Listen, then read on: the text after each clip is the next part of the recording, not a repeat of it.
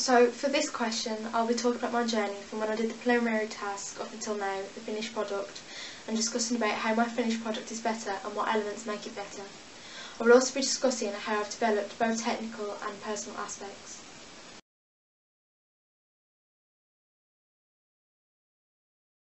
So for you to see how my past creativity, film and editing skills have been in the past, the link to my preliminary task is just above this video. Since the preliminary task, my skills have improved in a variety of ways. For instance, my communication and teamwork skills have improved, and my understanding of some of the software and techniques we have had to understand and improve have also improved.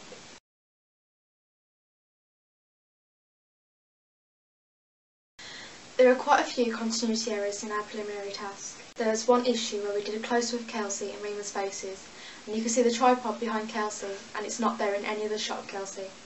So you can see the tripod behind Kelsey here, but not here. There were other visual continuity errors too. We believed that we couldn't move it seeing as the staff had placed it there, but then we later understood that we should have asked them to move it back, as we realised how important it was for a film to have no continuity errors in it at all. The food sign was here at the start of the film, and then here at the end. We also had a sound error, as we filmed this over for periods 4 and 5. The changeover between lessons meant that the pupils were making noise while they walked about the corridors, and the camera picked up on this. To solve these errors, and to make sure that we didn't do this in our finished product, for the visual continuity errors, we took the monitor screen with us so that we could watch every recording back to check for these errors. If we found one, we would film that particular area again and again until we got it right with no error in it at all. For the same continuity error, we learned that if there was any background noise when filming, we should just let the camera roll for about 15 minutes and then detach the audio from it in the editing stage and play it in the background of our clip so the noise was the same throughout. The next issue we had when making our preliminary task was that the match on action was slightly out when watching it back. Here it is. To solve this and make sure that our match on action was near perfect, if not perfect, by taking more time to check it, frame by frame, and moving the two clips ever so slightly and reviewing it so many times and getting others to look at it too. The last issue we faced when making our preliminary task was that some of the framing of the shots could have been a lot better, especially when we were tilting or panning the camera, such as here. Yes, I win! We should have refilmed this so Rima's head stayed in the shot at all times, as she stood up. To solve this, we would plan our shots better and make sure our framing was better. We would review it on a monitor again and refilm it like we would do with the continuity errors.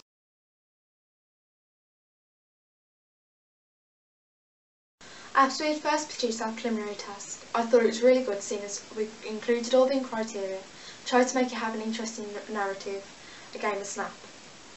It was also the first time that we'd used the equipment and software. Well, it was just generally the first time that we'd filmed. Looking back at it now, I now understand that it's really not that good due to all the errors in it. The awful lighting, even though we tried, the narrative was just awful, and so it was really boring.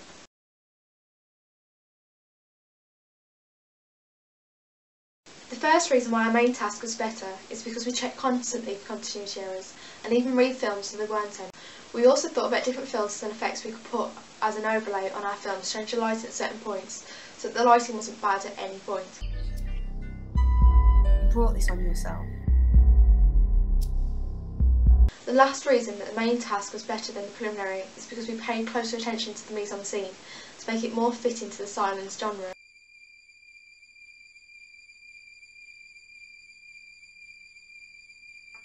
This generally just made our film more appealing to the audience.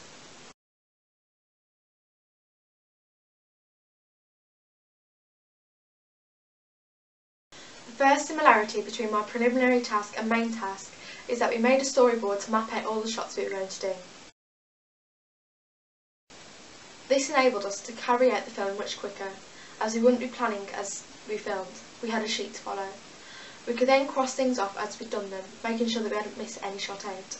The next similarity between the two tasks is that they both contain a match on action. In the preliminary task, the match on action shows Rima walking through a doorway and taking a seat at the table.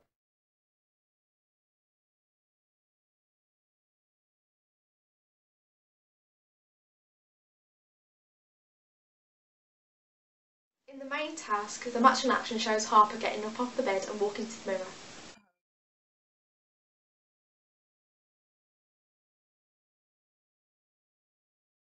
The main task's match and action was better because the preliminaries was a few frames out, whereas we made sure that the match and action in the main task was perfect. Both of them were used to show movement through continuous time. The first difference between the two tasks is the fact that we produced an animatic in the planning stage of the main task. The difference it made is that we could have some idea how long it was going to last, make sure that our narrative actually made sense and it was easy to follow. It gave us something to follow when editing our own film. The second difference between the preliminary task and main task is the change of time of day, as in the last shot it appears to be night time. You brought this on yourself. This showed that the time had passed since Harper leaving the house to arriving at the field. The third difference that is quite noticeable is that we had more interesting types of shots and angles. Even though both tasks had a match and action, the main task had various match and action within one.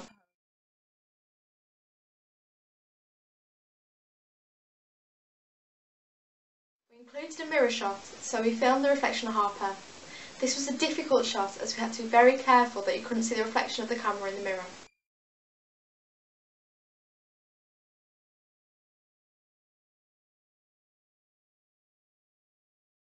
The idea that we'd introduce a tracking shot was risky as it was very difficult to keep steady and controlled.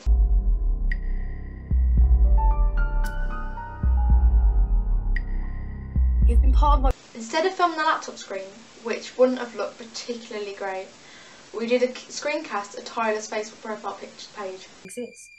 Why can't that one person be Tyler Robert? This was basically Harper's point of view, so we could see the updated Facebook posts as Harper could see it.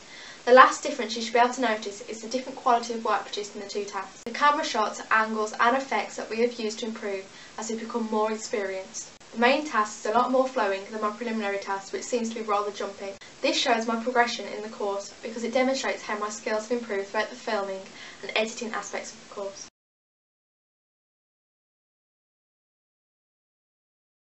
A particular aspect that demonstrates progress is the framing within the tilting and panning shots within both tasks. In the preliminary task, our panning shot consisted of Kelsey walking down the corridor and then taking a seat at the table.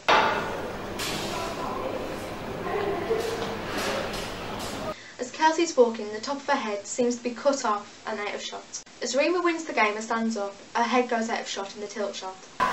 Yes! I win! To fix these issues, we would have had to refilm them, either being further back from the actor when doing the shot, or speeding up the camera movement while keeping it smooth and controlled. We progressed our skill in this, and it can be seen in our main task. The tilt and panning shot was done in one move, and each is of Harper standing up and walking to the mirror.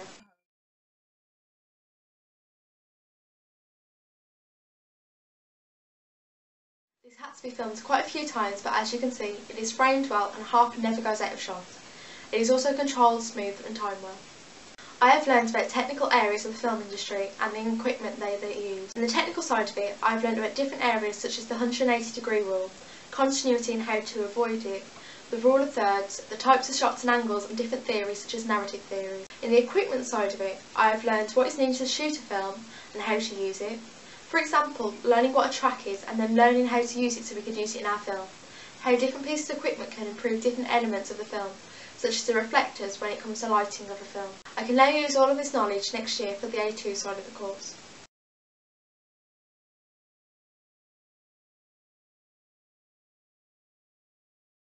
I've learned that I've had a much bigger interest in the film industry than I originally thought I did. I'm a quick learner, having learned about all the different equipment and technical rules and applying them later on. Once I know how to do something and apply it to a piece of work, I can be a bit of a perfectionist, but I do like making the best work possible.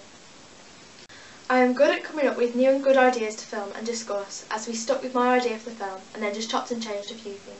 I'm more able to use different programs properly and how to use them to get the best quality work. For example, I now know how to use Final Cut Pro X, which enabled me to change the look of the time of day in the end shot, which the audience seemed to like.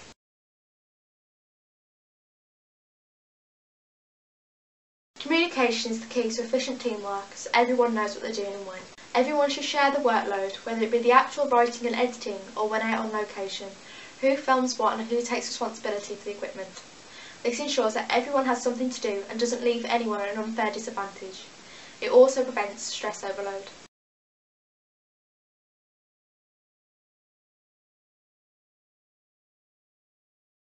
Overall, I believe the making of the main task was a big success. The high quality skills and progression of me as a media student is clearly shown from the preliminary task till now, the main task. Also, the attention to detail of planning in all aspects of the construction of the film and all the many hours put into it, I believe, has been the long process that has led us to success and got our film finished and to our best ability.